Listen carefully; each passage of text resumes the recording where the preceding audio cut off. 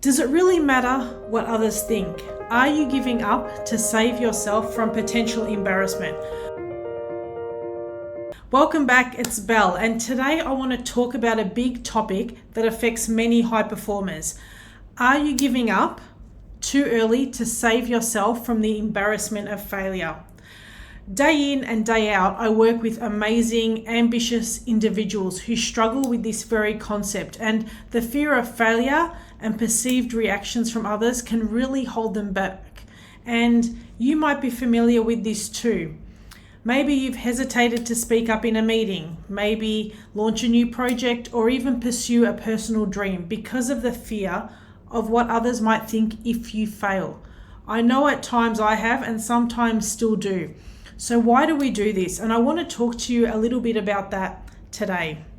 We do this because of the stories that we tell ourselves that hold us back. We all have stories that we tell ourselves. One's about who we are, what we're capable of, and even what our lives will be like. And often these stories are based on past experiences, and they have the power to either hold us back if we let them from achieving our potential, or they can really propel us forward. And if we're not careful, the stories we tell ourselves can become self-fulfilling prophecies that limit our success. On the other hand, if we choose to tell stories that inspire and motivate us, we can use them as a tool to help us learn and grow, and to move us forward in business and in life. In business, the stories we tell ourselves can be the difference between success and failure. If we believe that we can't succeed, then maybe we don't even try. But what if we have a story of success that we can hold on to, and it gives us the motivation to keep going, even when things are tough? And we all know sometimes life can feel that way. Common stories that hold us back are, what if I fail? So many of us are afraid to take risks or reach our full potential, or even put ourselves out there because we're afraid of what might happen if we fail. We fear, what will we lose? What will the process be like? Or will the outcome even be worth it? So is the grass greener on the other side?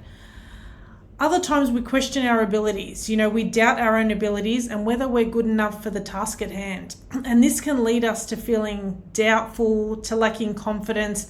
It can really hold us back from taking the next steps, whatever that may be. And finally, we compare ourselves to others. It's that dreaded imposter syndrome that holds us back. And it's so easy to get caught up thinking so-and-so can do it better, and we feel like we're not measuring up. And this can really lead us to feeling like we're not good enough. And quite often it does. So how do you rewrite your story in a way that feels good and that empowers you rather than taking away your power? To change the outcome of your story, you need to change the story that you're telling yourself. You need to tell yourself that you are capable. Believe in yourself and your abilities. Know that you have what it takes to succeed, no matter the challenges you face and no matter how many times you stuff it up. The second story is to tell yourself that you're prepared. Be ready for what comes your way. Know that you've done the work, and that whatever challenges come your way will help you because you have the right mindset to help you succeed. And the third one is that I'm resilient. Being able to bounce back from setbacks, knowing that whatever comes your way, you'll be okay, and it will actually help you to get stronger. So today I want to talk about a different question that will help you with that. And does it really matter what other people think in the pursuit of your dreams? The truth is, people will always have opinions, but their opinions are not your reality. What matters is how you view yourself and the journey that you're on. So embracing that mindset that failure is not a reflection of your worth, but a stepping stone towards success is super important. And that's what quite often separates the world's highest performers from those that are too scared to give it a go. Many of the world's great achievers, whether they be on the sporting field, whether they be in our workplaces, they face countless failures. And it's only through those failures that they've been able to reach their full potential. It's a necessary part of the journey. So helping you to overcome fear of failure is really, really important. And we do that by just jumping in. And I want to talk to you today about a couple of ways that you can tackle this fear of failure in your own life to help you move forward faster. The first one is when you feel like you lack courage, when you feel that you lack confidence, do it anyway. When you're afraid of failing, but you still want to give it a go, do it anyway.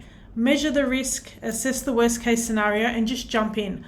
High performers aren't defined by their failures, but by their willingness to take risks and push through challenges. That's the key. The key is to acting despite the fear that you may fear.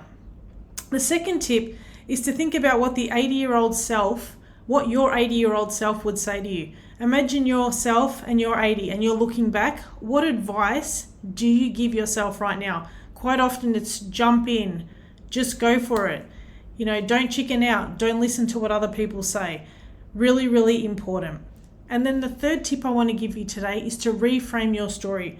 Change the narrative that you're telling yourself about failure. Instead of seeing it as a negative outcome, view it as a stepping stone to success. And that's the high performance difference. A high performer will know, even if they're not at their best yet, every failure, every setback will set them up for success. And that's all they need to push them through to that next level. It's the consistency that they show, even when it feels hard, that gets them moving. Fear of embarrassment is natural, but it doesn't dictate their actions. Instead, a high performer will use it as a motivator to push them forward. If you think about your biggest achievements, they probably didn't come easily. They required risk, effort, and sometimes failing head on. So here's my challenge to you. Next time you're faced with a decision, whether fear of failure is holding you back or what somebody else might think of you, do it anyway. Think about what your 80-year-old self would say and think about how you can reframe your story. Your dreams are worth the risk. Your journey is unique, and it's your courage to face challenges that will lead to your success. Every setback is just a setup for your greatest comeback. So thanks for joining me today as we explored this topic in a little more detail. Until next time, keep pushing forward and chasing your dreams, and don't worry about what others think. If you fail, it doesn't matter. It's the courage to continue on that counts. Live a successful, purposeful, and fully charged life. Your coach, Belle.